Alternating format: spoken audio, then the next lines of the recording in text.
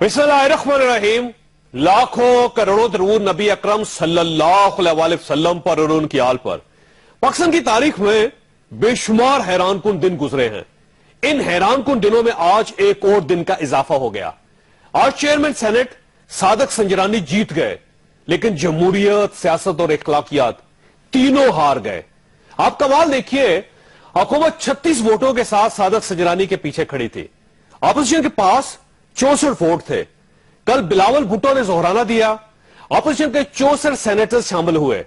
کل حاصل بنیجو نے ڈیٹا دیا، 64 سینیٹرز اس میں بھی شریک ہوئے. آج صبح مولانا فضل الرحمان کے ناشتے اور میاں شہبازشریف کے لنچ میں بھی 64 سینیٹرز نے شرکت کی. ووٹنگ سے پہلے کھڑے ہونے کی باری آئی تو اس وقت بھی 64 سینیٹرز پورے تھے، لیکن 1 منٹ بعد خفیہ رائے شماری ہوئی تو اپوزیشن 14 سینیٹر سے محروم ہو چکی تھی. 5 سینیٹرز نے جان بوجھ کر اپنے ووٹ خراب کر دیے، جبکہ 9 سینیٹرز نے اپنی وفاداری بدل لی.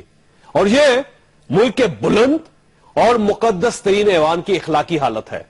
یہ اس ملک کی اپوزیشن اور حکومت کا اخلاقی معیار ہے جسے ہم ریاست مدینہ بنانا چاہتے ہیں.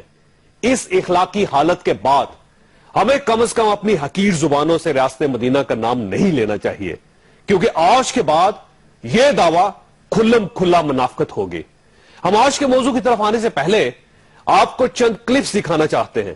آپ پہلے یہ ملاحظہ کیجئے. ظاہر چوہدری صاحب، یہ ان کا مقابلہ ان کے ساتھ اپنے آپ سے ہی ہے. یہ جیسے ہارتے رہے ہیں، بجٹ روکنے پہ ہارے ہیں، عمران خان صاحب پہ ہارے ہیں، بھائی جیسے آپ نے کہا کہ ہمارے پاس خیبر اور خیبر پہ ہارے. چیئرمین سینیٹ یہی رہے گا. یہ فکر کریں ڈیپٹی چیئرمین کیسے وہ ویسے جیسے آپ دیکھو گے.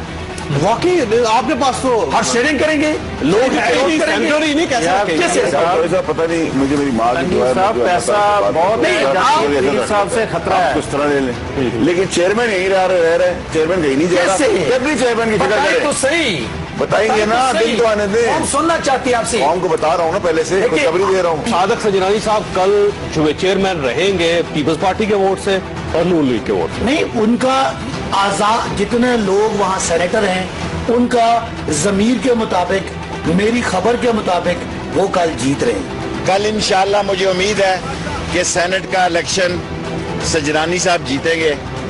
یہ میری خواہش بھی ہے اور یہ میری سوچ بھی ہے. مولانا صاحب، آپ کو پتہ ہے کہ آج کل وہ ملین کی بات کر رہے ہیں. میں مولانا صاحب کی بے چینی اور بےتابی کا شدت سے احساس ہے، لیکن جو وقت گزرے گا آپ دیکھیں گے کہ ملین سے وہ دور ہوتے جائیں گے اور بے چینی بڑھتی جائے گی اور بےتاب اور ہوتے دکھائی دیں گے. حکومتی ارکان کا اعتماد اپوزیشن کو سب کچھ بتا رہا تھا، لیکن اپوزیشن مغالطے میں تھی.